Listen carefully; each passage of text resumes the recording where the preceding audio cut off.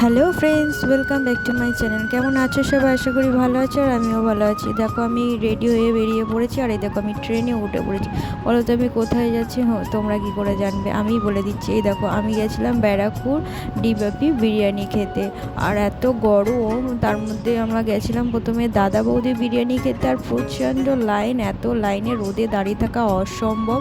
তাই আমার বর বললো চলো ডিবাপি বিরিয়ানি খেতে যাই।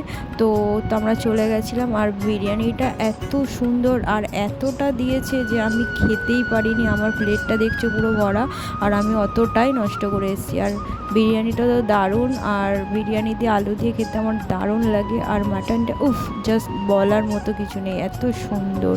তারপরে আমরা একটু খেয়ে নিলাম। দেখো আমার বর খেয়েছে, আর আমি তো পুরোটাই নষ্ট করেছি, কারণ এত গরমে এত দূর গিয়ে খাওয়া, আমার গরমে ফিরে আসা মানে অসম্ভব। এত গরমে ভালো লাগছিল না।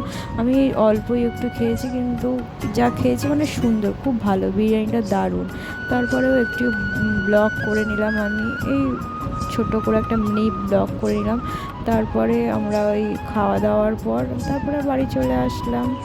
দেখো ভিডিওটা ভালো লাগলে অবশ্যই লাইক কমেন্ট শেয়ার করে দিও।